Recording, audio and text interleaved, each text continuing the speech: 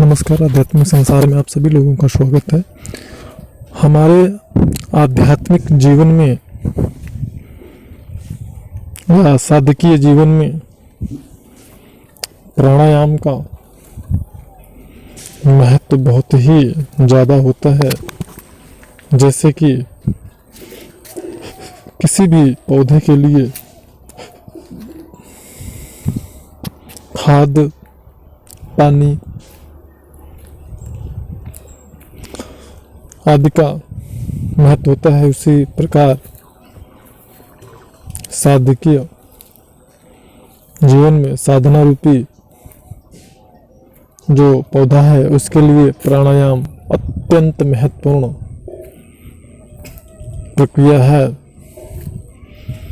और प्राणायाम के बगैर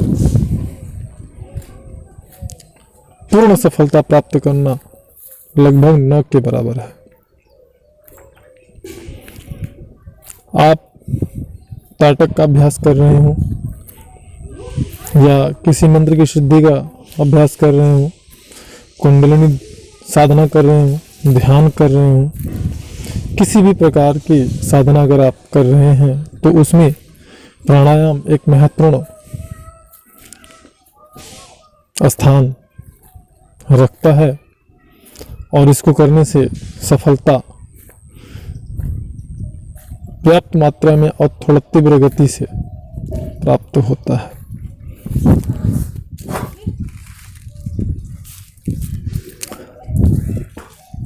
हमने अपने प्रीवियस वीडियो में प्राणायाम से संबंधित जानकारी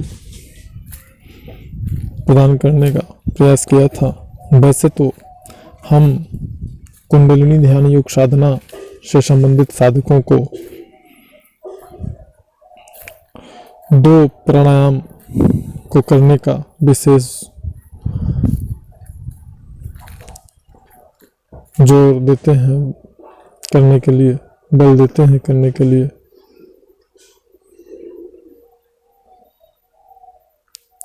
और वैसे तो बहुत सारे प्राणायाम होते हैं, लेकिन हम दो ही प्राणायाम पे ज़्यादा जोर देते हैं।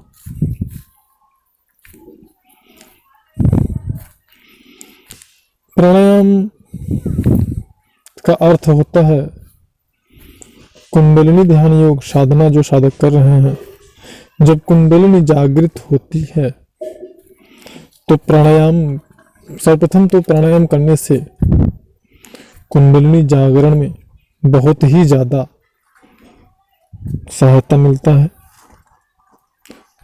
कुंडलिनी जागरण होने में प्राणायाम से अत्यंत महत्वपूर्ण सहायता मिलता है। और जब कुंडलिनी ध्यान योग से संबंधित साधक प्राणायाम करते हैं तो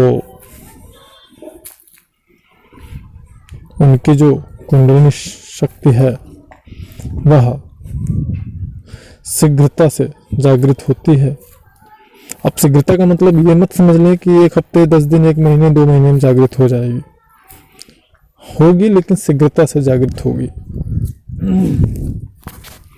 जिन साधकों की कुंडलिनी शक्ति जागृत है उनकी कुंडली को, उसकी कुंडलिनी शक्ति को ऊर्ध्व होने में मदद मिलता है, बल मिलता है, सहायता मिलता है। तो विशेषतया साधकों को हम भस्त्रिका और अनुलोम विलोम विशेष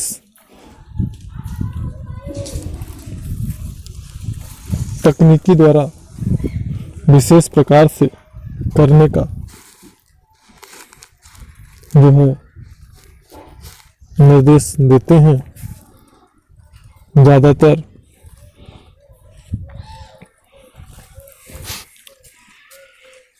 प्राणायाम से हमारी जो सूक्ष्म ग्रंथियां हैं, सूक्ष्म नाड़ियां हैं, कुल मिला के हमारा जो सूक्ष्म शरीर है उससे संबंधित जो नस नाड़ियां हैं वह विकसित होती हैं और हमारे जो शक्ति केंद्र है यानी जो चक्र हैं उनका भी विकास क्रम बड़ी तेजी से होता है। साधकों को बिल्कुल नहीं घबराना चाहिए कि प्राणायाम करने से उनके शरीर पे कोई प्रभाव पड़ रहा है, वो दुबले हो जा रहे हैं। हाँ, ये अलग बात है कि प्राणायाम कर रहे हैं तो अपने खान पान का विशेष ध्यान रखें। भोजन जो आपका हो वो हल्का हो, लेकिन ज़्यादा से ज़्यादा पौष्टिक हो। और कभी भी अगर आप कठोरतम साधना कर रहे हैं, प्राणायाम भी कठोरता के साथ में 2 बार 3 बार कर रहे हैं, तो उस दिशा में यह ख्याल रखें कि जो आपका ब्रह्मचर्य है वह बिल्कुल नहीं टूटना चाहिए। अगर आप प्राणायाम का कठोरता से साधन कर रहे हैं, साधना कर रहे हैं और बार बार आपका ब्रह्मचर्य खंडित हो जा रहा है, तो यह सदैव याद रखें कि आप बहुत विकट समस्या में फंस जाएंगे। और कितने तो ऐसे भी साधक हैं जो कि मृत्यु को प्राप्त हो जाते हैं। क्यों? क्योंकि हम जब प्राणायाम करते हैं तो हमारा जो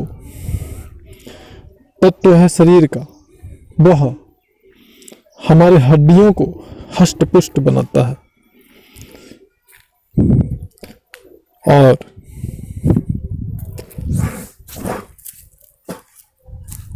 वीर्य रूपी जो तत्व है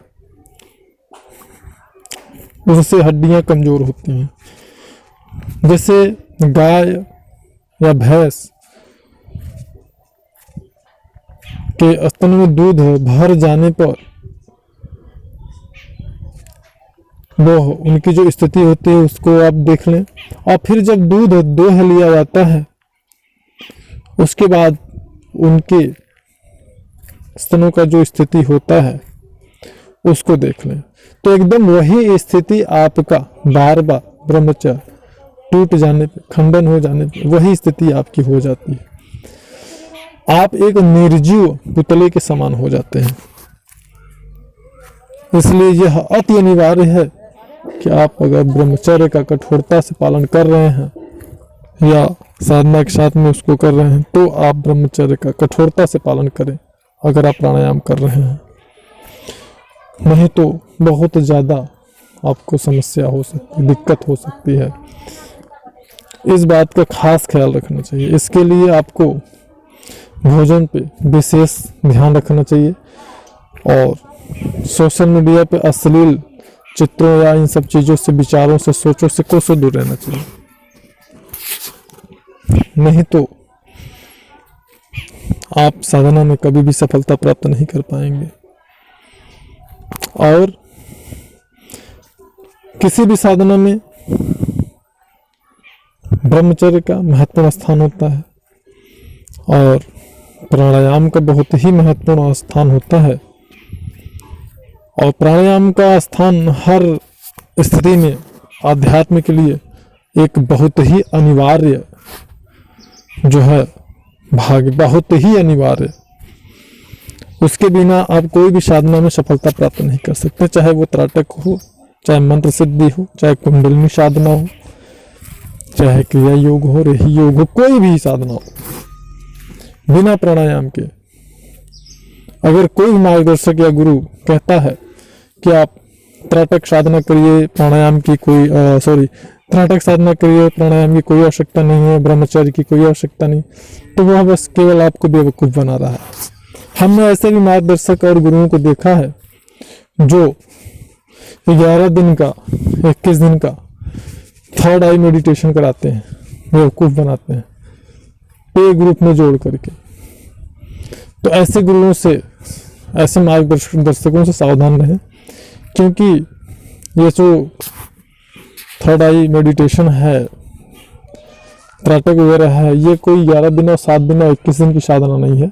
महीनों लगते हैं, सालों लगते हैं इसमें, तब कहीं जाके अल्प सफलता या पूर्ण सफलता प्राप्त होती है।